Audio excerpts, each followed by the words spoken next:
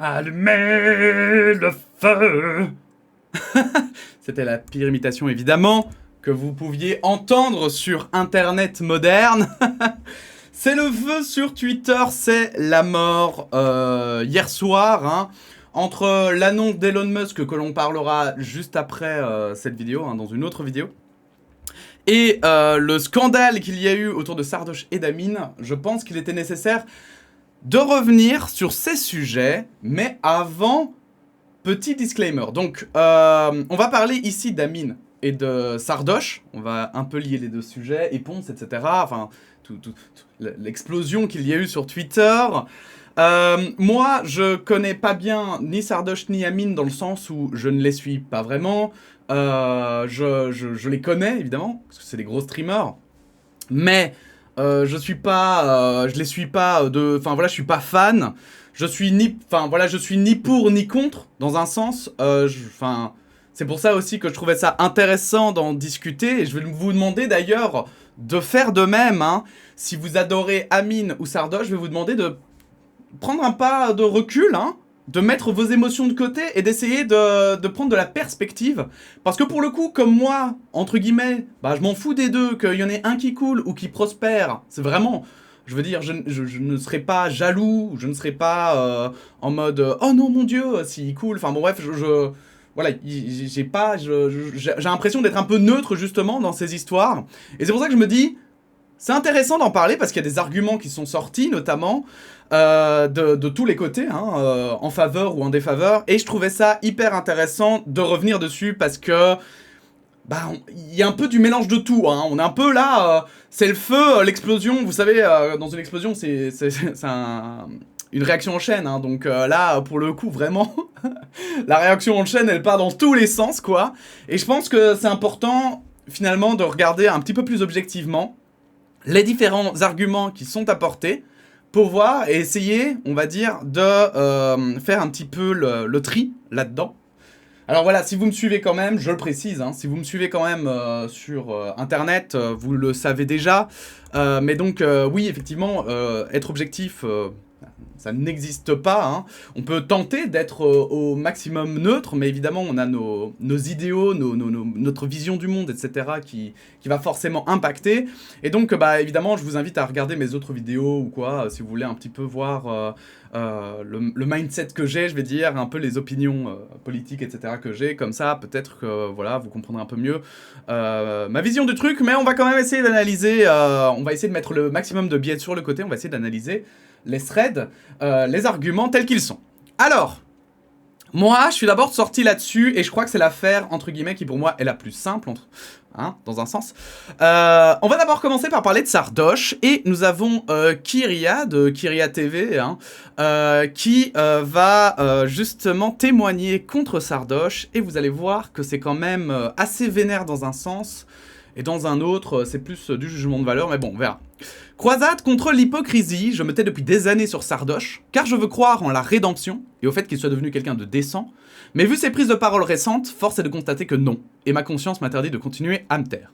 Alors croisade contre l'hypocrisie, si vous ne connaissez pas Sardoche, c'est un peu son mantra, voilà, c'est un petit peu sa manière de parler, c'est un peu sa philosophie, on va dire, hein. Il traite un peu tout le monde d'hypocrite, il déteste l'hypocrisie, voilà. Non, il traite pas tout le monde d'hypocrite, justement, mais il déteste les gens qui sont hypocrites.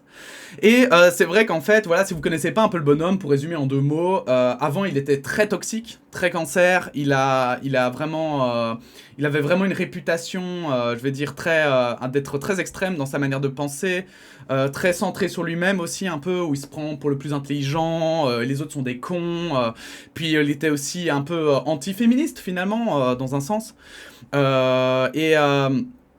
Et du coup, en fait, c'est vrai que ces dernières années, ces 2-3 dernières années, je pense, il s'était bien calmé. Et vraiment, il a fait une sorte de rédemption. Il a dit que ce qu'il avait fait avant, c'était des conneries, c'était une mauvaise idée, blablabla. Et en fait, il avait plus vraiment refait de vagues. Alors, il faisait des vagues sur ses opinions politiques et sa manière de voir le monde. Mais après, je veux dire, il y a un moment donné aussi où il faut respecter justement l'opinion des gens, et les gens le respectaient, voilà, ils se disaient bon ok, c'est pas mes idées, et puis voilà, c'est Sardoche, il est comme ça, il pense ça, donc on respecte s'il pense, quoi. Mais là, vous allez voir qu'on entre dans un tout autre domaine. Je parlerai uniquement de choses dont j'ai des preuves irréfutables et laisserai le reste de côté. Commençons. Il a bien couché avec une mineure de 16 ans alors qu'il en avait 25. Pas juste des préliminaires, il y a bien eu pénétration. Et là, elle montre en l'occurrence des screens. Alors je sais pas si vous les voyez bien, je crois que oui. Hein. Donc c'est une vidéo, je sais pas pourquoi elle en a fait une vidéo, voilà, c'est un peu dégueulasse surtout sur Twitter. Donc je vais essayer de vous lire. Et franchement... Troll TK, alors que t'as fait pareil, c'est gonflé pour rester poli, dit Kira. Donc TK, c'est TK 98, 98, c'est ça qui est sorti avec une mineure de, lui, de 14 ans, je pense. Qui a été en couple pendant un moment et tout. Je connais pas très bien l'histoire, donc je vais pas revenir dessus. Je crois Psychodélique, on avait fait toute une série de vidéos. Je vous invite à aller les regarder chez lui, vous aurez toutes les infos. Je m'en tire pas comme un prince. Répond Sardoche. Après, j'admets que j'ai été bien échaudé, en plus, répond Kira. J'ai fait pareil. Sérieux, respecte-moi, répond Sardoche. T'avais 25 ans, pas 33, mais la meuf avait 16 ans aussi, dit Kira. Elle avait 17 ans, pas 15. 16 ans et 10 mois, dit Sardoche. Elle avait 16, et tu le sais très bien, répond Kira. La meuf à TK a presque 16, répond Sardoche. Et la meuf de TK 16 aussi, répond Kira. Mais... Et là, je vais vous lire le reste. Mais cette meuf se faisait passer pour une étudiante en droit de 21 ans dans la bande à Noah. Pendant un an, j'ai cru qu'elle avait 21 ans, répond Sardoche. Non, non, tu savais son âge, mens pas, répond Kira. Elle en avait 15 et demi, répond Sardoche. Non, répond Kira. Non, mais je te parle pas de ça, je te parle de nos premiers contacts, répond Sardoche. Tu savais qu'elle était mineure dès le début. Céline, tu l'as su avant de coucher avec qu'elle avait 16 ans, pardon, répond Kira. Donc Céline, tu l'as su avant de coucher avec qu'elle avait 16 ans. Oui, répond Sardoche. T'oublies toujours que j'ai bonne mémoire, hein, répond Kira. Je te parle pas de ça. Je savais, évidemment. Voilà. Et elle prouve que c'est bien le compte officiel de Sardoche. C'est pas un compte, vous savez, validé à la Nawak. Un compte de merde. Je crois que c'est pour ça qu'elle a fait une vidéo. Pour prouver que c'était bien son vrai compte. Puisqu'évidemment, ces allégations, ça... donc il a couché avec une fille de 16 ans, de 15 et demi, je crois. Pas sûr. Pas sûr d'avoir bien tout compris. Mais en tout cas, c'est vrai qu'il a couché avec une mineure. Mais on va voir plus loin qu'au final, déjà, cette mineure n'a pas forcément... déjà, si elle avait 16 ans, en soi, c'est la majorité sexuelle, blabla. On va pas rentrer dans le détail. J'avais déjà fait d'autres vidéos et tout.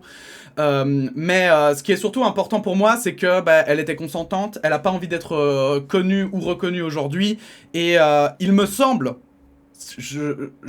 des informations que j'ai vues, genre, elle ne s'en plaint pas, elle n'a pas, voilà, elle n'a pas de problème avec ça ou quoi que ce soit. Enfin, je veux dire, il n'y a pas vraiment de scandale derrière, si ce n'est qu'effectivement, elle était jeune, lui était plus vieux.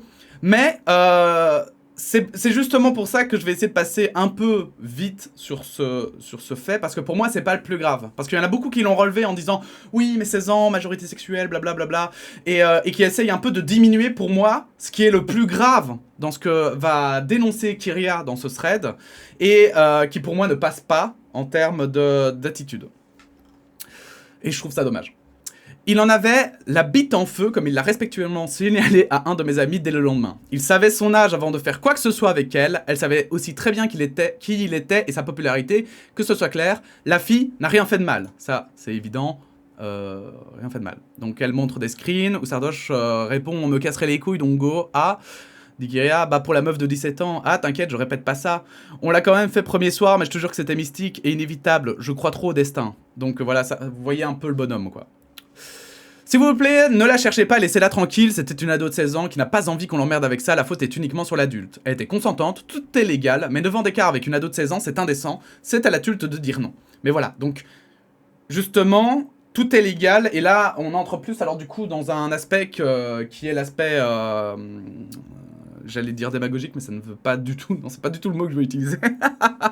On rentre dans un aspect éthique, pardon, du coup, et qui peut ouvrir un débat. Je veux dire, je trouve que c'est intéressant d'ouvrir ce débat à partir de quel âge finalement on est vraiment adulte, à partir de quel âge on peut avoir des relations sexuelles avec des adultes. En Belgique, on a ce débat, en France, il y est aussi.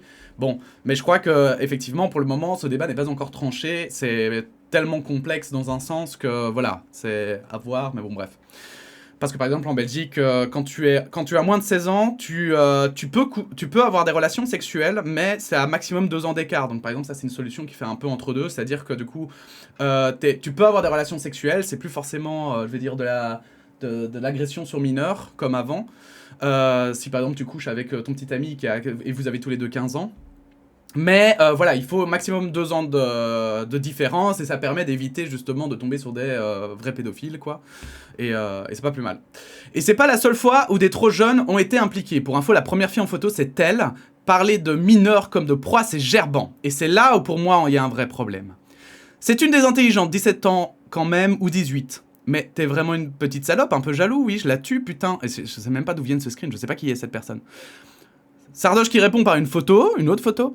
Une autre, qui manque de confiance en elle, et est jeune je pense, mais vraiment une proie trop simple pour que ça devienne amusant, et un peu débile. Et ça pour moi c'est déjà beaucoup plus trash. Ça pour moi, non. Enfin non, les filles ne... Enfin non.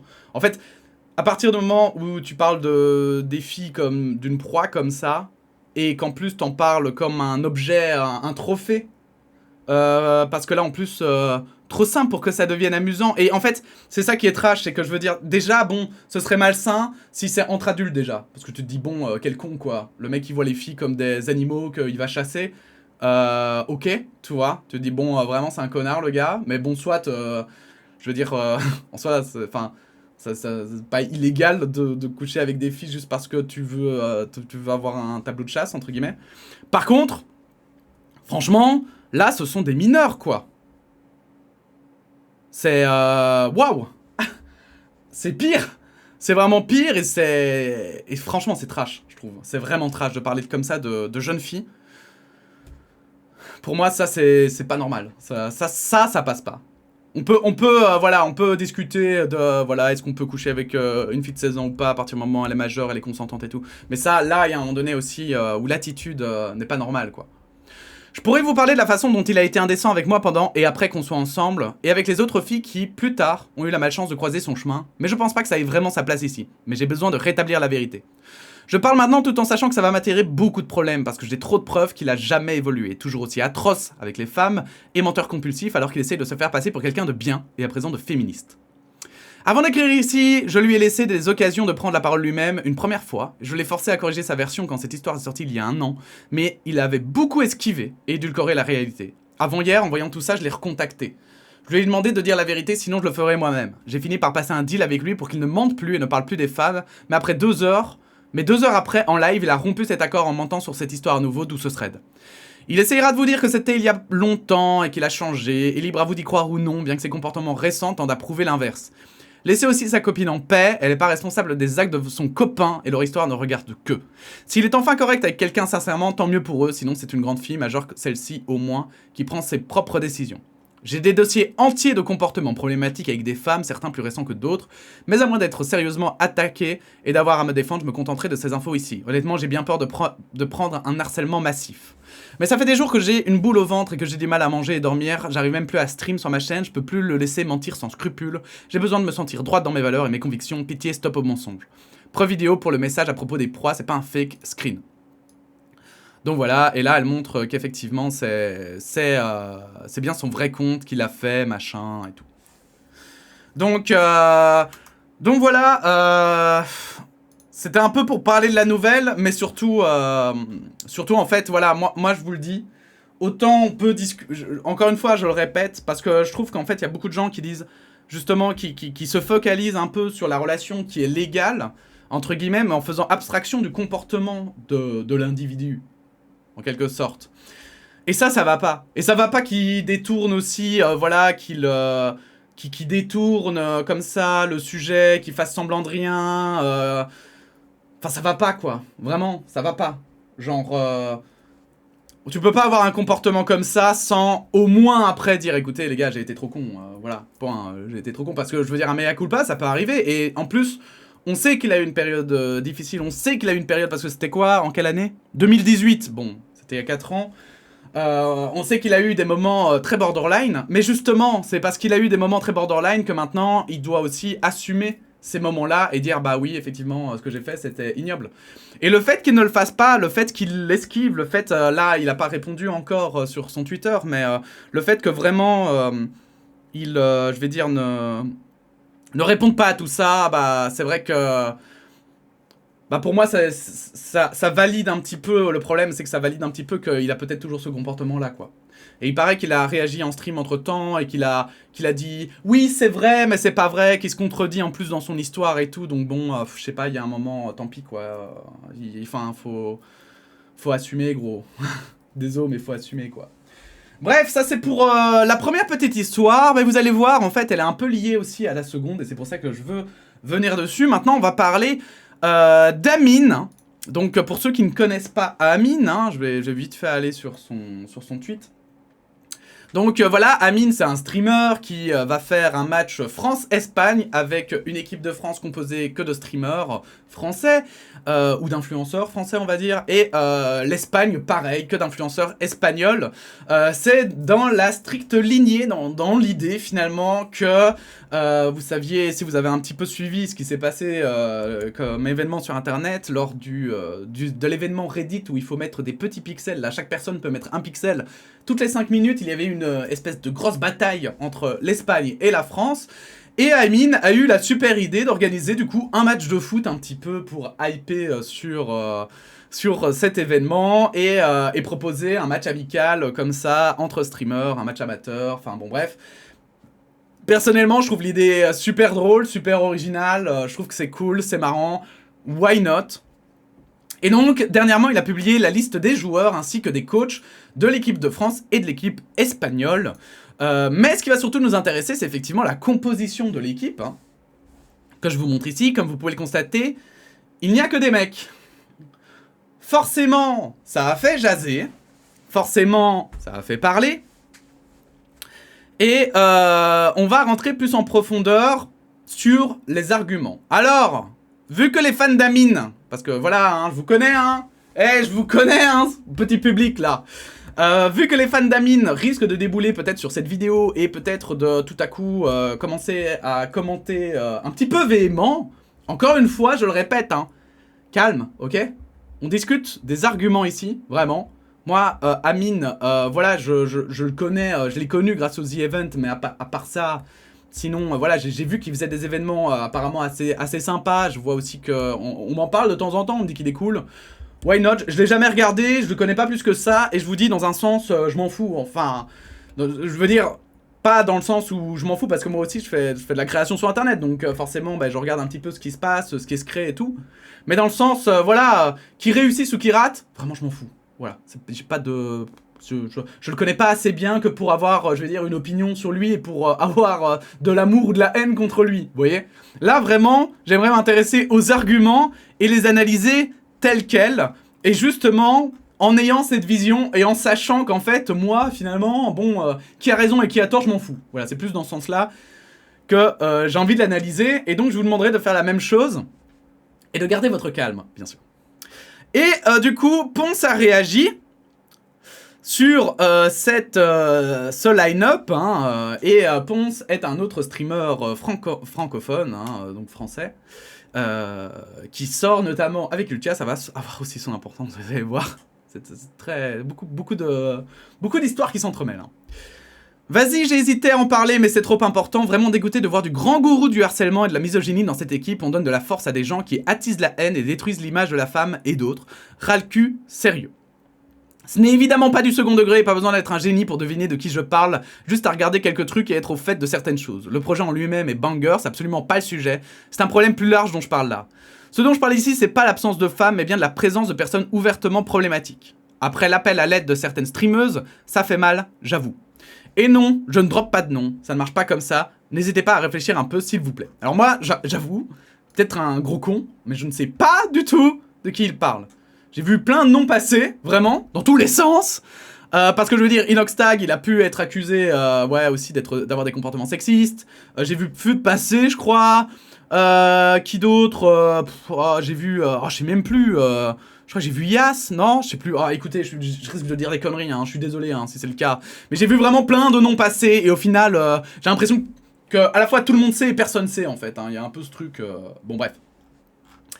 Et du coup, donc lui, il parle notamment du harcèlement, et on a un premier argument qui revient et qu'on va tout de suite éteindre. Donc j'ai pris des tweets comme ça qui répondaient en fait à ce thread ou à des threads similaires. Et là-dessus, on a quelqu'un qui répond, et vous voyez, ça a beaucoup de likes. Ponce, toi qui veux jouer au dessinateur, pourquoi tu partages... Ah non, là, pardon, attendez. D'abord, on va faire celui-là. Donc, Ponce qui accuse Pfut d'être misogyne. Donc, Pfut, c'est un des streamers qui est là, vous voyez. Ponce qui accuse Pfut d'être misogyne à cause de quelques blagues, mais quand sa grognasse de copine... Alors... est accusé de racisme et se fout de... et se FD de Sardoche d'être un pointeur, il ferme son cul. Non, c'est trop grave. Et alors, voilà justement, mais c'est surtout au niveau de Ultia. Donc, il partage des screens de Ultia qui sont hyper vieux, qui reviennent à chaque fois. Donc, je l'ai dit, Ultia, c'est sa copine. Ultia, depuis qu'elle a dit à Inox que ce qu'il avait fait au The Event avec la fameuse sirène, donc j'essaie de tout recontextualiser pour ceux qui ne suivent vraiment rien. Mais donc la sirène, c'est Inoxtag, un YouTuber qui a invité lors du The Event une femme qu'il courtisait depuis des mois, voire plus longtemps, je crois, qu'il avait rencontré au Mexique, il l'a invité en France, et il a eu un comportement hyper déplacé avec elle, mais que la commu d'Inox, parce que apparemment il y avait un délire derrière, trouvait trop bien, machin, c'était vraiment un vrai truc, mais le problème c'est qu'en fait elle parle espagnol, elle parle pas français, et il arrêtait pas de faire des allusions, il y avait un côté vraiment malsain derrière ça. Alors il y en a qui défendent que non, il y en a qui, les fans d'Inoxtag disent que non, mais je suis désolé. Quel que soit le point de vue que vous ayez, si vous prenez un peu de recul, c'était quand même malsain. C'était pas bien mis en scène, c'était pas bien mis en place, et il aurait fallu un peu plus de retenue. Ça n'allait pas comme ça, il fallait pas le présenter comme ça, voilà, ça n'allait pas. Et en fait, pendant cet événement, Ultia s'est énervée, elle a dit qu'elle trouvait que c'était scandaleux et machin et tout, elle a dit que voilà, on ne traitait pas une femme comme ça, machin. Et parce que vraiment, il y avait un côté un peu objet finalement dans ce traitement. Et Inoxtag a discuté avec Ultia, et maintenant c'est réglé depuis 2 ans en fait, depuis 1 an ou 2 là. Mais voilà, les fans d'Inoxtag l'ont très mal pris, et d'ailleurs ça montre un petit peu, pour moi, ça montre un petit peu qu'il y a quand même un réel problème derrière. Parce qu'ils l'ont mal pris, et depuis, ils reviennent à chaque fois avec la même chose, des vieux tweets qui rejettent, et sur Ultia, et ils arrêtent pas de la harceler, de la déglinguer, et c'est saoulant, c'est fatigant, c'est nul, et ça n'a rien à foutre là, putain. Arrêtez! Putain, arrêtez! Vous allez le ressortir encore quand vous aurez 50 piges ou 60 piges, vous allez continuer à ressortir ces tweets? Non mais les gars, faut tourner la page, faut avancer, hein. Par exemple, Sardoche, là, on l'accuse pas, voilà, on n'est pas en train de le juger sur, finalement, ce qu'on a déjà su de lui. On est en train de juger sur, voilà, des comportements qu'on ne connaissait pas encore de lui. Et qu'il n'est pas prêt à assumer. Voilà. Là, Ultia, elle a déjà parlé de tout ça, elle a déjà dit qu'effectivement, elle avait écrit des trucs qui étaient pas bien, machin, et tout, je l'ai vu passer. Bon, je m'en souviens même plus, tellement c'était il y a longtemps, putain, passez à autre chose, les gars. Oh, merde, je sais pas, quoi. Non, mais, être un vieux qui commence à répéter les mêmes choses tout le temps, alors que t'es mineur, c'est un peu triste, quoi. Bon, voilà. Tout ça pour dire, Ultia n'a rien à voir dans l'histoire, on n'en parlera pas ici. Plus. Là-dessus, on a Helmet qui répond: Ponce, toi qui veux jouer au dénonciateur, pourquoi tu partages pas ce thread qui concerne ton pote le pointeur? Ça fait des années que tu fais des streams avec Sardoche, qui est giga problématique, mais t'as bizarrement jamais ouvert ta gueule à son sujet. Et ça, pour moi, par contre, c'est un argument beaucoup plus valable et beaucoup plus intéressant, parce que effectivement, moi je savais pas que Ponce il streamait autant avec Sardoche, parce que Ponce aussi, je le suis de loin. Mais effectivement, si c'est le cas, c'est vraiment problématique, et effectivement, c'est d'autant plus problématique qu'il parle effectivement d'Amine. Et il parle du harcèlement et du fait qu'il y a des mecs toxiques dans cette équipe, ok. Mais il parle pas de son grand pote alors, quoi. Et ce silence est réellement assourdissant. Il faut qu'il dise quelque chose. Je sais pas d'ailleurs, je vais juste vérifier, mais je ne crois pas qu'il ait dit quelque chose entre temps. Au cas où, bien sûr, on va quand même vérifier. Voilà, il n'a rien dit entre temps. Mais donc voilà, il y a vraiment, pour moi, Helmet a raison sur ce point, c'est que voilà, tu peux pas dénoncer le sexisme, on va dire, d'une équipe, hein, parce que bon, là c'est pas le fait que l'équipe soit pas composée de femmes, mais le fait que apparemment il y a des personnes problématiques, hein, qui ont des opinions ou qui ont des attitudes problématiques dans les invités et qui sont invités. Et en fait, je pense que là, on a un vrai argument qui est valable et qui mériterait effectivement que Ponce réponde en fait à ça. Parce que là, franchement, ça, c'est pas tout à fait normal de d'avoir comme ça cette ambivalence. Quand c'est des potes, tu dénonces pas, mais quand c'est pas des potes, par contre, ça va. Enfin non, le sexisme, quel qu'il soit, on le dénonce. Même si c'est un pote, même si c'est dur, il faut aussi le dénoncer. Et puis voire même en parler avec lui en fait, voire même échanger, voire même voilà, pour moi par exemple, si Sardoche est vraiment son pote, il l'aidera plus en disant effectivement que c'est problématique et en disant par exemple voilà, je vais en parler avec lui et tout parce que je trouve que c'est pas normal, plutôt qu'en disant rien. Pour tout dire. Bref, mais moi il y a quand même quelque chose qui me dérange, je vais le dire. Au début ça me dérangeait pas tant que ça, le fait aussi qu'il n'y ait pas de mec dans cette équipe de football. J'y voyais un peu, voilà, alors, en fait, sans justificatif, le football, pour moi, de base, voilà, c'est triste, mais il n'y a pas d'équipe mixte de football, ou alors elles sont pas mises en avant, en tout cas, il n'y a pas de compétition mise en avant de football mixte. Donc, voir que des mecs, ça m'a pas plus choqué que ça, je trouve ça dommage, mais en même temps, le football fonctionne comme ça aujourd'hui. Donc bon, voilà, je me suis dit... il doit y avoir d'autres raisons peut-être, où il s'est juste dit bon ouais je vais faire une équipe comme ça et tout. Mais là où ça m'a posé problème, c'est dans sa justification. Et je vais vous expliquer pourquoi. Donc j'ai repris un tweet, qui a lui-même repris un tweet, hein, où il dit « Laissez-moi vous présenter l'excuse d'Amine. Jamais vu un truc aussi puant sur le Twitch français. Je note aussi le « Si j'invite une femme dans un stream, dites-vous, il est encore en délibération avec lui-même. Ça me fait de la peine, j'apprécie tellement ce gars. » Voilà. Donc c'est important aussi. C'est pas un gars qui veut juste, a priori, détruire Amine. C'est quand même quelqu'un qui voudrait... qu'il aime bien et qui justement, on va dire, dénonce un peu en disant oh, « Mec, s'il te plaît, évolue et comme ça, on t'adorera pour tout, quoi. » Donc voilà. Donc on va regarder vite fait ce TikTok. Mettez votre casque. Il va y avoir du son. Sexiste, non, aucun rapport. Si j'invite une fille, je veux la mettre dans la meilleure des dispositions dans un live. Je veux pas la mettre sur un grand terrain et lui tendre un piège et la mettre dans un bourbier où elle va se faire charcler par le chat et par tout le monde. J'ai pas envie de foutre une meuf dans la merde sur un grand terrain où il y aura je sais pas combien de mecs affûtés et... Sexiste, non. Et en fait, le truc, c'est que donc, j'ai vu beaucoup de commentaires comme ça qui soutiennent un peu cet argument. Et notamment ici, le mec répond notamment, le pire c'est que Amine a raison, s'il avait invité des meufs et qu'il y aurait eu des comportements de merde, malgré la prévention qu'il fait souvent, vous lui auriez chié dessus aussi. Bah en fait, non. En fait, pour moi, justement, en fait, si c'était tu, j'aurais rien dit, jamais, sur le fait qu'il ait mis plein de mecs. Mais là, le fait qu'il réponde « Ouais, mais non, je voulais pas inviter des meufs parce que ça aurait posé des problèmes et tout, dans le chat et tout. » Mais, vous savez, c'est un peu comme si, je sais pas, moi je faisais un événement et que j'invitais que des gens de couleur, des populations de couleur blanche ou occidentale, tu vois. Et que je disais, ouais, non, j'ai pas invité des gens de couleur parce qu'en fait, je me suis dit qu'il allait y avoir trop de problèmes dans le chat. Et en fait, je trouve que si on change justement la perspective, là, tout le monde aurait dit, mais putain, mec, mais what the fuck. Genre, en fait, ouais, ok. En fait, tu te soumets aux gens racistes. Et ils auraient raison, je pense, dans un sens. C'est que on peut pas vivre en fonction des gens qui ne savent pas accepter, je pense, une certaine évolution de la société.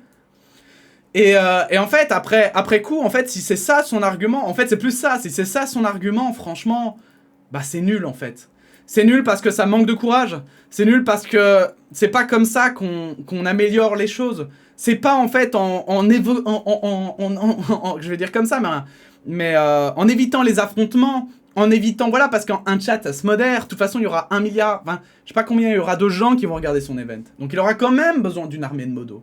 Quand même. Et on sait très bien, voilà, quoi qu'il arrive, quand tu es une femme aujourd'hui et que tu joues au football, eh bien, tu vas te faire lyncher. Et ça, c'est facile, hein. Il suffit d'aller voir parce que, alors là, je peux vous dire, hein, les commentaires sur le foot, hein, oh putain, mais la dinguerie.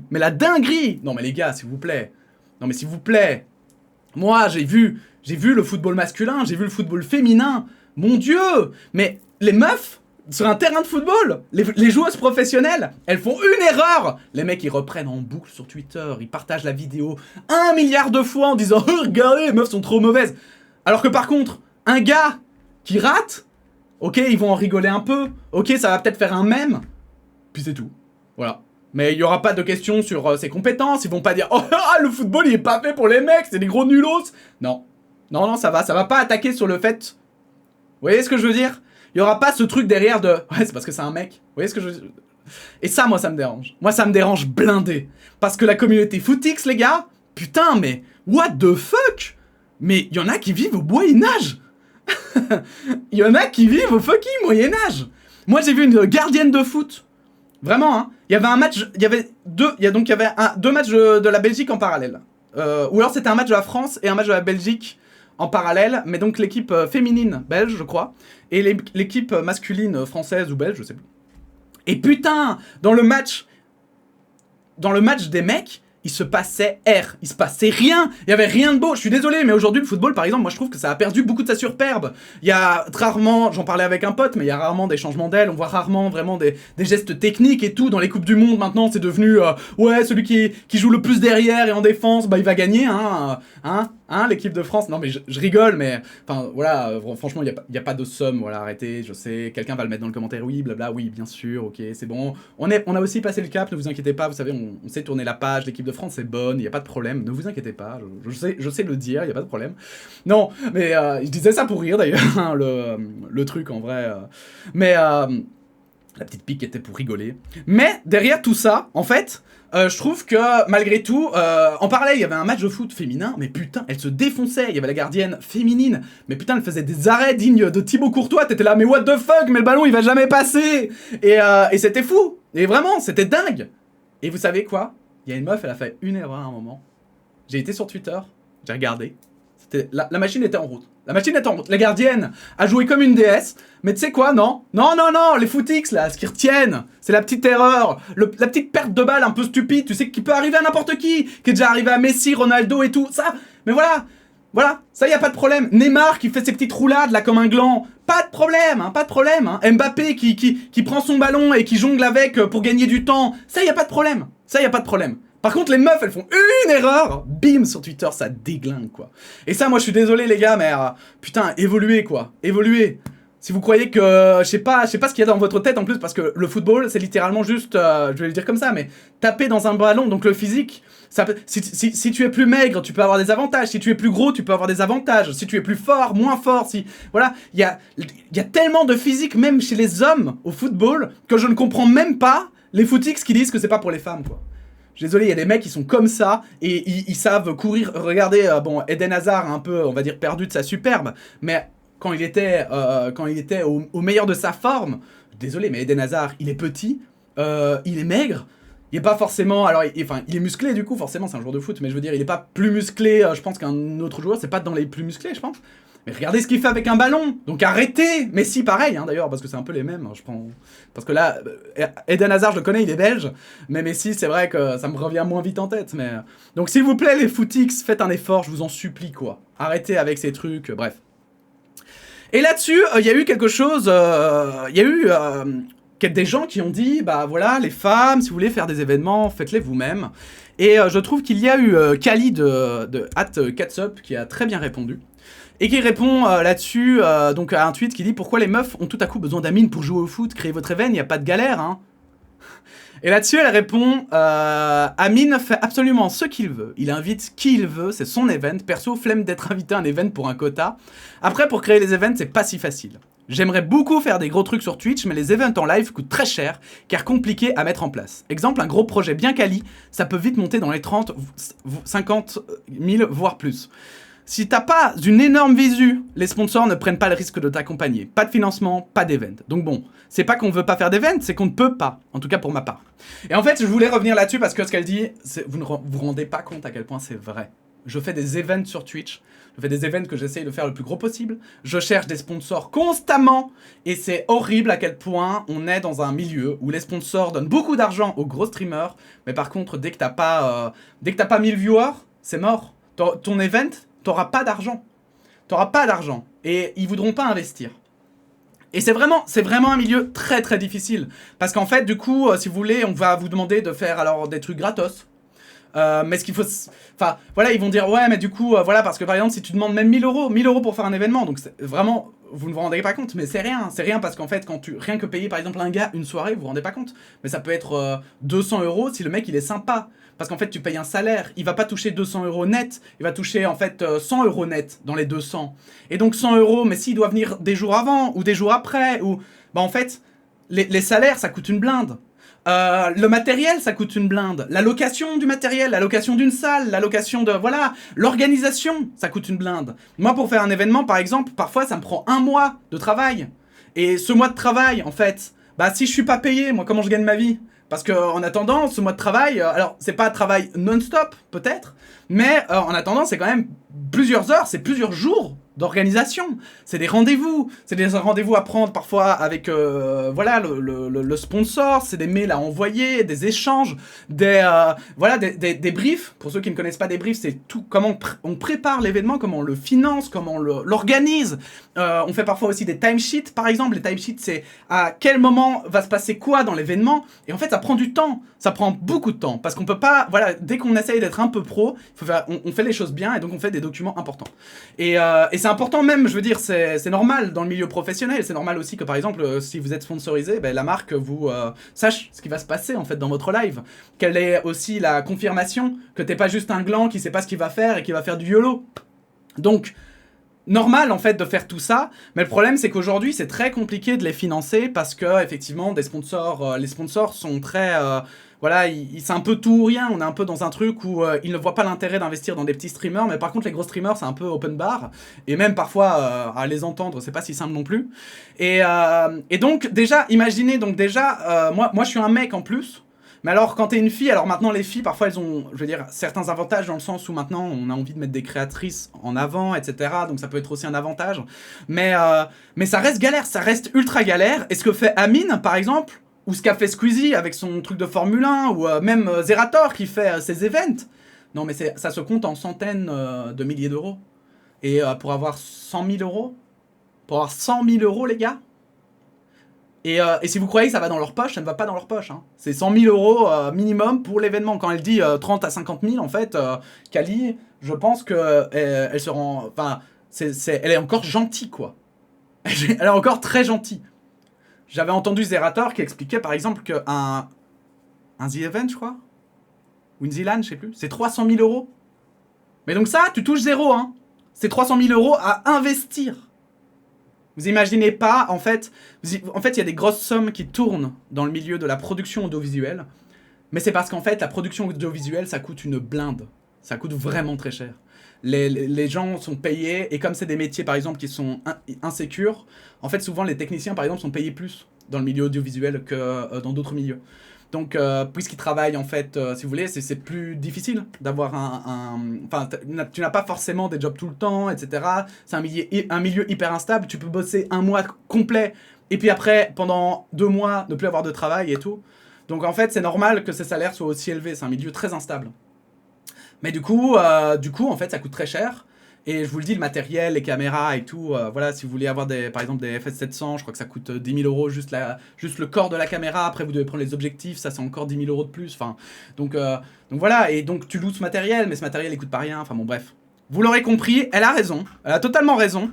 Et en plus, quand tu es une femme, forcément, ben, si t'as pas la visibilité qui va avec aussi, etc., on peut se dire aussi que du coup, voilà, si t'as toutes les problématiques autour du sexisme qui peuvent rentrer en compte, évidemment.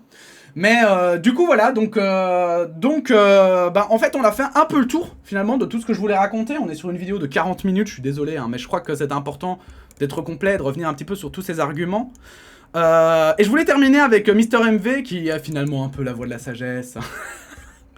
C'est un peu le papy de Twitch et un peu comme notre papy, il va nous donner de bons conseils. Et là-dessus, il a dit « J'allais me coucher, je vois encore Twitter en feu, monde de fou, des bandeurs d'influenceurs ne remettront jamais leur valeur en cause et joueront la carte de la jalousie, lol. Merci aux créatrices qui ont repris la parole récemment, parlez-en autour de vous, clean up. Le minimum quand on donne beaucoup de leçons, c'est d'être irréprochable, c'est valable pour Sardoche comme d'autres, quel que soit votre niveau d'influence. » D'ailleurs, donc c'est valable pour moi aussi, c'est valable pour si tu as 2 viewers, c'est pas valable aussi.